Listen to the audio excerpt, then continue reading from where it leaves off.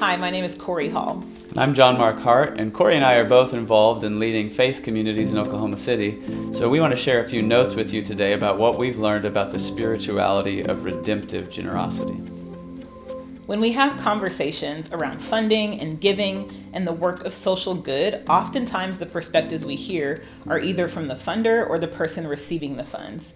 And we don't want to look at these as opposing views or even separate views, but I want us to take some time to think about how those views weave together and how we can move towards a space of thinking about co-creation. Redemptive generosity looks at giving or funding not as a tale of two separate perspectives, but of something that's being woven together. The funders and the givers working together for the good of not just themselves, but of the people that they serve. And if we think about that, the idea of redeeming something means that we have an understanding of what's been broken, how it was actually created to be in the first place, and what role we have in the work of that repair.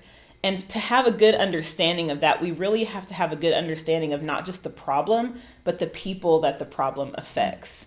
And so if we're thinking about this in terms of generosity, we want to give of ourselves and give of the resources that we have in a way that moves towards that repair of the things that have been broken. Oftentimes we may think that we alone have the solution, but actually we are better together. And to begin that redemptive process, we need to be able to use the abilities, talents, times, and lived experiences of each other to be able to find solutions that work best for everyone involved.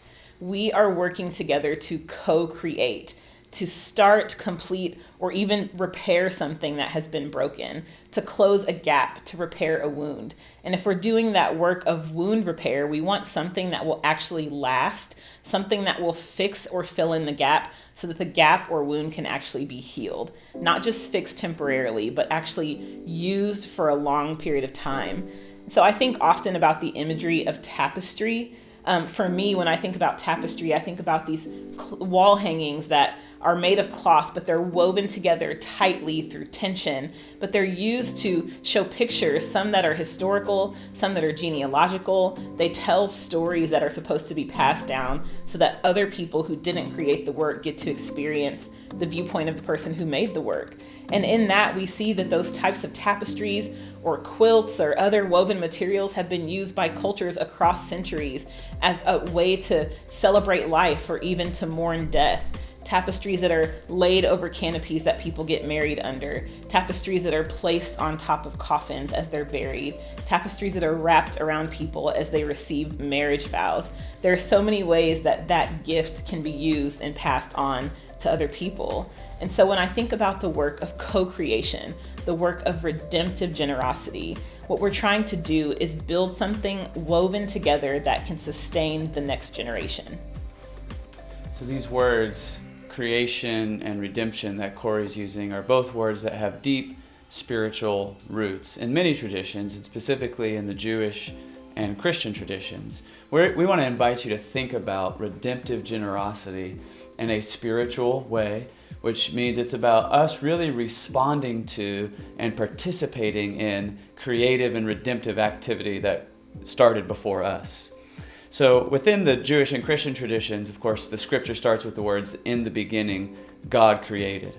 And that act of creation by God is something that is a work of total generosity, free love, free gift. God is not depicted as needing something or being lonely, but out of the superabundance of his life and love, he gives to others. And then as you read that story in the Hebrew scriptures, it says that he makes human beings in his image and entrusts to them the work of continuing and completing and shaping his creation.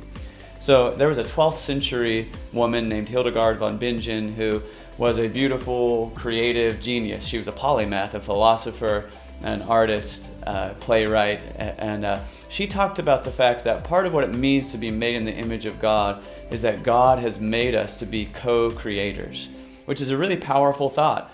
In this relationship between human beings and God, the resource is all on God's side, and the need is all on the human side. And yet God, in his wisdom and his love, invites us. He shares power with us and gives us agency to shape the resources that he's given in a way that allows us to participate in that creative work. Now, the concept of redemption is related to that concept of creation. But redemption assumes that something has gone wrong. When God created and when we create, we're making something good and beautiful. But both Jewish and Christian scriptures tell a story of evil, a story of rupture, of degradation, of brokenness. And all of us experience this existentially. We live in a world that's filled with beauty, but it's also marked by fragmentation. So the concept of redemption we can think of as restoring the wholeness of creation, or as liberating creation from its bondage. Now, when the Jewish community talks about redemption, they often tell the story of the Exodus. The children of Israel are being enslaved, and God moves in a powerful way that manifests his steadfast love for them to set them free. Christians tend to tell the story of the cross of Jesus Christ, God coming near, and a God who loves us enough to sacrifice and suffer to liberate us from our bondage to evil and to restore what has been broken. So think the idea of generosity now is saying, okay, God has generously done these gracious works to create us, to liberate us, and to bring wholeness to the fragmentation of our world. Now he's calling on us and saying, enter into that work with me and with one another. Co-create with me. Participate in my work of redemption. And that's not something that each of us does in isolation. It's about relationship with God and relationship with one another, doing integrated work together. That's right. And in order to see a fractured world repaired, we have to see ourselves as capable of participating in that work.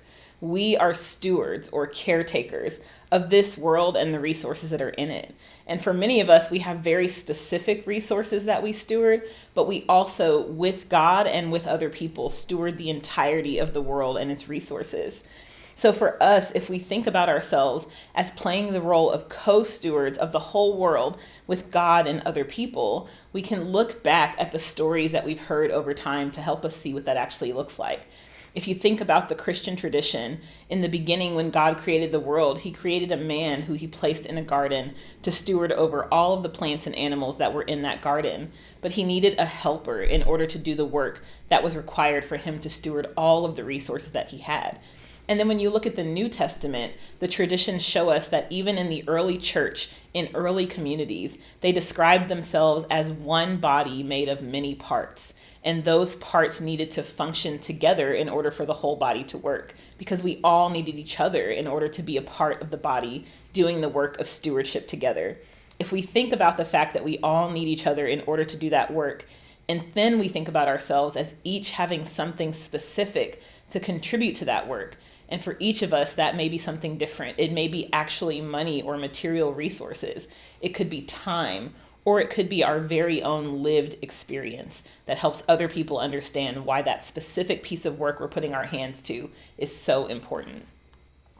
As we think about the kind of collaborative, creative, and redemptive action that Kori's talking about, that takes a lot of time, it takes a lot of investment. And what we suggest is it actually takes a lot of virtues. Now, virtue is basically a good habit of the heart or a good habit of character.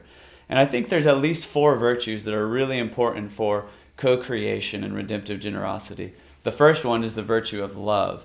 Now, when we're talking about love in this Jewish and Christian tradition, it doesn't just mean responding positively to other people's likable qualities.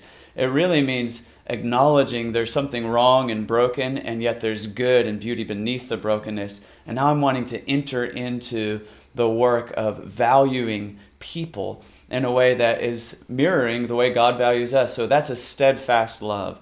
It's a sacrificial love. It's a love that's willing to forgive and to give people second and third and fourth and fifth chances. And ultimately, it's a healing love. So as we're thinking about generosity, this doesn't just mean a one-time big gift. It's talking about a long-term commitment to walk with one another as funders, as business leaders, as foundations, as nonprofit leaders, as communities, saying, hey, we want to do the work over years and decades, even if it's costly, even if at times we deal with friction in our relationship. We're committed to stewarding this thing together. Now, that leads to the second virtue which is necessary, which is the virtue of humility. not only do we need love, we need humility. We talked earlier about God inviting human beings to co-create with him. And that's fascinating because in that relationship, all the resources on one side of the equation and all the needs on the other side. But at the human level, we actually all really need each other. It's not just that people being served need nonprofit organizations and nonprofit organizations need funders. All of us need each other. So humility recognizes I have something valuable to contribute, but I can't make my contribution in isolation. I need to be willing to share power, to share decision making, to be patient enough to listen to and respect the standpoint of others. Not only does this kind of love require humility, it also requires faith. Why does it require faith? Because we said it requires love that's steadfast and sacrificial. And we're not going to really give till it hurts if we're afraid if we have a scarcity mentality and we're afraid of what's going to happen to us. But if we trust that we're responding to and participating in the generous, creative, and redemptive work of God, now we're willing to give sacrificially because we trust him. And that leads to the final virtue, which is the virtue of hope. Hope is not optimism. It's not saying everything is okay. Hope really assumes the prior work of lament, of naming the brokenness of the world, but of saying, even though this world is fragmented in many ways, we believe that love is going to win because love comes before us and love goes after us. We're responding to and participating in the love of God. As we think about those virtues, there's many people that illustrate this kind of quality, but I just wanted to mention the story of Desmond Tutu, who's become world famous. In many ways, he had a role in the apartheid era of South Africa, which was much like the role of Martin Luther King Jr. in the United States. But he's most famous for the work that he did after apartheid, because everybody believed that in South Africa, when there was a transition of power after apartheid, that there was going to be violence because of the decades of violent tension that preceded it. But afterwards, there was an incredibly peaceful transition of power, and part of that was because of the spiritual leadership of virtuous people like Desmond Tutu that modeled this kind of forgiving, redeeming, humble love. And Desmond Tutu wrote a book called There's No Future Without Forgiveness. There's no way forward together unless we're going to treat each other with grace. And he made this statement: in our own ways, we are all broken. Out of that brokenness, we hurt others. Forgiveness is the journey we take toward healing the broken parts. It is how we become whole again. And that's the goal of redemptive generosity. We've seen so many examples of the ways that co-creation and redemptive generosity have shaped communities. Relief workers who allowed those who were indigenous to a community to decide what resources and supplies they actually need to move forward instead of making determinations for them. We think about funders who invest their time not just in a project, but moving from investing their time to actually investing in the people who the project helps.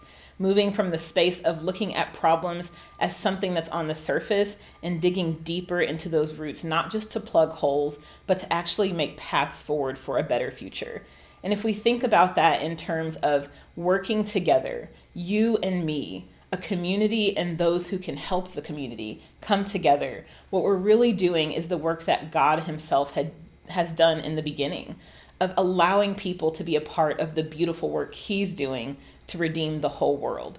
We can all participate in this work alongside of our Creator and those who are created doing co-creation together.